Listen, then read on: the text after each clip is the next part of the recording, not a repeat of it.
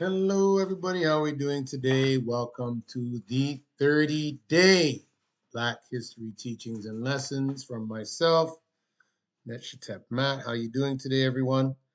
Today, day 16, we are going to talk about China, the Eastern Anchor. Yay! Lots of history here, by the way. So history is not a series of isolated buckets. It is a continuous flow of people, information, and technology. The civilization known as the Chinese is the eastern anchor of a melanated planetary grid that runs from Africa through Mesopotamia across the Pacific to the Americas. Okay, that's what it is. Chinese civilization, according to uh, Dr. Jin Li, peer reviewed, because he liked to use that one, peer reviewed PNAS 2001 to 2005 proves 100% of modern Chinese descended from African migrants via Southeast Asia 60,000 to 100,000 years ago. Zero contribution from Peking Man. The M168 mutation, the East African origin, is present in all Chinese people. Chinese classical texts explicitly call the Xi or the Shang founders, Li Min, black-headed people, the exact same term as Sumerian Sag-Gig-Ga, first emperor Fuxi, documented as black. Shang founder King Tang, called Huan Wang, black king, and Huan Di, black emperor. Archaeological skeleton remains from southern China show Negroid features. The Terracotta Army, 2010 BCE, was originally painted with natural skin tones. Many were black. Clearly, phenotype distinction between blacks and non-blacks persisted as late as 210 BCE. Oracle bones, 150,000 plus inscribed, 1.6 million characters, are not primitive superstition, but either field interface technology. We're going to get into that. Turtle shells, piezoelectric material, and heat and crack pattern reading equals same electromagnetic principles as African IFA. I Chang hexagrams and Quippy knots. The Li Min brought this technology from Africa through Iran and India. Geodetic mathematics proved the positioning. And Yang, Shang capital, Mohenjo-Daro, Harappan capital, equals 1/9 of the Earth at 0.189% variance. La Venta, Olmec, and Yang equals 1/3 of the Earth at 0.34 degrees variance. San Lorenzo, Olmec, and Yang equals 1/3 of the Earth at 0.490 degrees variance. These are not accidents. These are planned network positions. Cultural technology is identical. Jade work, Shang, and Olmec. Human sacrifice, same rituals. Toiti mask design, Shang bronzes equals Olmec altar 4 at La Venta exactly. Earth Mound pyramids, China and the Americas and Africa. Bronze working silk production. Come on now.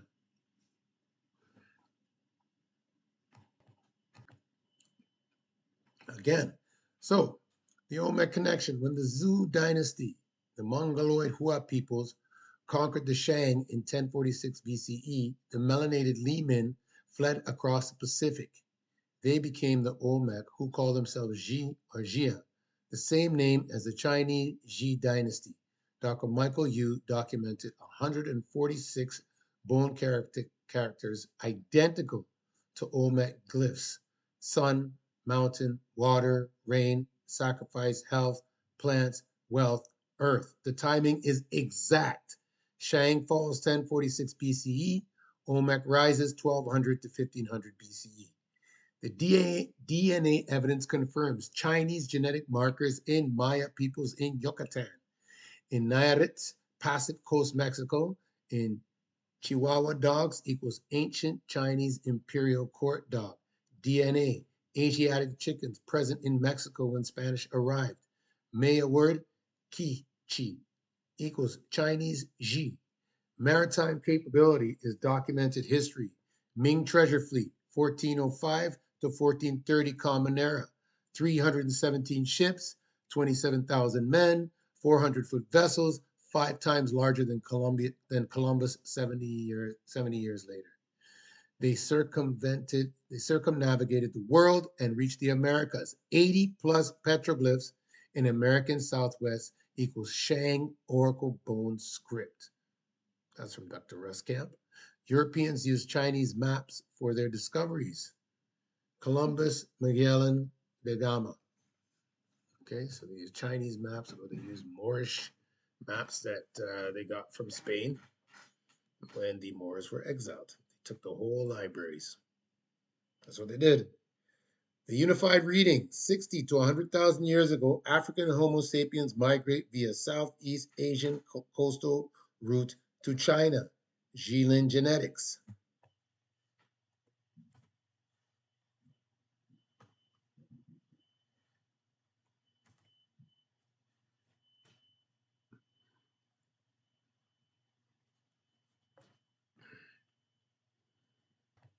So what are we looking at here? We're looking at the latitude belt. All Chinese capitals positioned in the 34 degrees to 36 degrees north civilization belt. Anyang Shang at 36.10 degrees north. Zhengzhou, early Shang, 34.75 degrees north. Elitu, Xia, 34.70 degrees north. Jiangsu, 34.27 degrees north. This is the same latitudinal corridor as Babylon and Giza. Babylon at 32.54 degrees north and Giza at 29.98 degrees north. The 30 degrees to 36 degrees north band is the Eurasian civilization belt connecting Africa, Mesopotamia, India, and China in one continuous operational zone. One consciousness. Wow. So here we go. Limin, China equals Sag-Gig-Ga, like Mesopotamia, equals the Olmec-G Americas. Not three separate peoples, one melanated civilization spanning the planet. When the Zhou conquered China, like Europeans conquered Americas, like Arabs conquered the North Africans, the knowledge didn't die. It fled, survived, and persisted in the Olmec civilization, Xia refugees in Americas, in the oracle bones and I Ching, preserved texts, in the DNA, Chinese markers and Maya peoples, and in sacred technology in the jade, bronze, earth pyramids, and either field divinization. The grid was never separate civilizations, yo. The grid is one planetary network. Always has been. Africa, Iran, India, China, Pacific, Americas. One system, one grid, one consciousness. So again, what can you tell here? So we have the oracle bones, the either field interface technology, right? This has piezoelectric material in it and binary heat fracture. Right? Turtle shells are a natural piezoelectric material. When combined with heat and specific drilling, they access the same electromagnetic principles as a binary code. The data, over 150,000 inscribed bones found containing 1.6 million characters. We're going to decipher that though. So what I've been doing lately is deciphering a lot of these different scripts, and I ain't going to come out and tell you that. That's something I'm going to deal with on another level. But I will eventually tell you what those scripts say because I have a way of decoding them because I have a master teacher that taught me how to do it. And again, we look at the cultural toolkit of the Xia and the Shang, jade technology, bronze metallurgy, silk production, and earth pyramids, right? These are all the fingerprint of the civilization, right? The simultaneous presence of them lets you know that when they show up in the Americas and they meet the Olmecs, there's not much of a difference in them. They're the same people pretty much, right? So you have to understand something. You have been lied to immensely when it comes to this information. So again, we have the Zhou or the Hua invasion, right? Coming to China. Li Min takes an exodus, right? And the Zhou dynasty was more the Mongoloid Hua peoples. They call it Mongoloid, but I would say the lighter Asian people. The propaganda, they used the mandate of heaven to justify the colonization and the overthrow of the Shang. And then Li Min would displace. Some remained, significant portion fled east off the edge of the known map, taking their technology, writing, and rituals with them, and ended up in the Americas to affect the population in Mexico that was already there. It's just a merging of those two populations. So this is a point that we have to really make. So what's happening right now is that modern academia says that the Olmecs had no maritime capability. So So you're trying to tell me that black people had the capabilities to build pyramids, but they didn't have the capability to build a boat that was built by the people that came from them to travel the water when people had been doing it for millennia, right? So the Ming fleet, 1405 to 1430, fielded 317 ships and 27,000 men. They reestablished ancient routes, circumnavigating the world long before European discovery. Europeans utilized these maps, the Chinese maps, to navigate, as well as the maps that they stole and took from Spain after the Moorish exile, because all those maps had a global instruction manual for them to use, right? So if the Ming could do this in 1400 CE, the Shang Li Min, who possessed the same navigational knowledge, had the capacity to cross the Pacific in 1046 BCE. You can't say it's okay for one, but it's not for the other. Like you can't do that. And modern science does that, right? They separate the two. They say the one who is invading has the capability, but the one who's leaving doesn't. That's crazy. Siloed. Anyway, so again, the Olmec arrival, the Li Min become the Xi, right? So it's a fall of Shang. Shang moves on, and when Li Min fled, they became the Olmec. Nomenclature. The Olmecs call themselves Jia, the exact same name as a Chinese Xi dynasty. That's what they call themselves. Their sudden appearance. They appear suddenly in Mesoamerica with a fully formed technology. Jade writing calendar that had no local development period. They were not born there. They arrived there.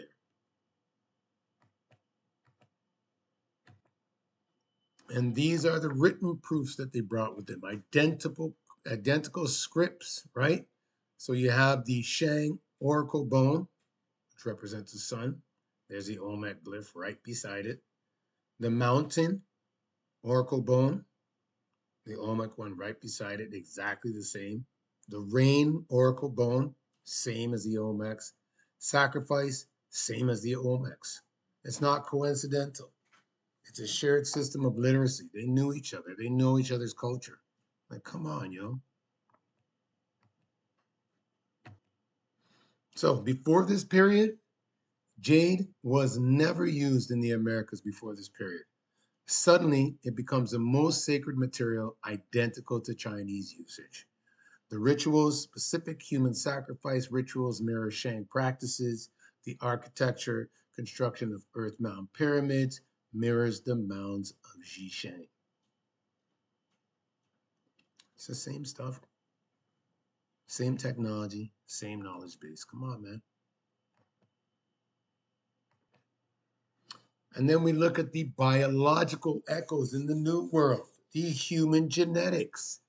Chinese markers confirmed in Maya, Yucatan, and Nayarit indigenous groups. Why is there genetics there? Hello? Animal DNA. Ancient Chihuahua DNA matches Chinese imperial court dogs. The livestock. Asiatic chickens present pre-Columbus. Maya word ki equals Chinese word ji. Artifacts can be traded, but DNA proves the movement of populations, and you know this. These locations, by the way, San Lorenzo, La Venta, Anyang, and Mohenjo-Daro, these were not an unplanned thing. These locations were not chosen by chance. The refugees traveled a specific geodetic distance to maintain the harmonic resonance of the grid. So you can see these things are aligned in a way. All these sites are aligned in a way that you will not believe. When I actually break this down to you guys, you are going to freak out. Because I've been trying to figure out this stuff for a long time and they can't. Because they ain't got the tools. Okay? You will understand what geodetic harmonics are. We'll probably talk about that in the last week. Briefly, I'll probably take a day to explain on what all that means, but it's very significant. Okay? It's actually talking about the distance between these and it tends to be the same. Okay? Like you can see here, 1/3 the Earth's circumference. That's very significant, but we'll talk about that another time. So as I've noted before, these are not separate peoples, right? It's one continuous consciousness. And the origin, Mesopotamia, Sag-Gig-Ga. Li Min, the eastern anchor, moves on, 1046 displacement, moved out of China into the Olmec area in Mexico. Okay, these are not, like I said, not separate people. These are a melanated civilization spanning the planet. The knowledge didn't die when Shang fell, it just moved to the Americas. And to close out this information, the grid persists. As Dr. Jin Li said from Fudan University in his BBC documented study, he tested 12,000 Chinese people in mainland China and all over China, according to him. And his claims were we did not see even one single individual that could be considered as a descendant of Homo erectus. Chinese people are 100% African in origin, told by one of their own genetic scientists, Dr. Jin Li, in his laboratory tests. Chinese civilization was founded by the melanated Li Min, and when conquered, they became the Olmec. One system, one grid, one consciousness.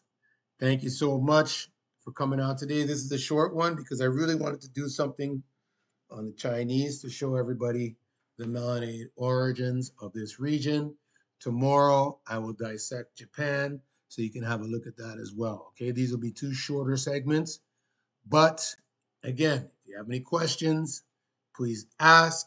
Like I said, I don't know everything. A lot of this information is new to me as well, but I'm managing to break it down pretty good. And I have a platform that I do that on. I've created a system where I can find these things out. It's very effective, very powerful, very truthful, and you will see that by the end of 30 days if you haven't seen it already. Thank you so much for coming out. Day 16 done. The Chinese. I love their culture. I lived there for a while. Amazing, great, awesome, very incredible people. They do some incredible things in China. You don't even know, man. That culture is amazing. All right. Everyone, have a great day. Take care of yourself, and thanks for tuning in. The 30-day Black History Rise United University segment will be done in 14 days. Closing in. All right.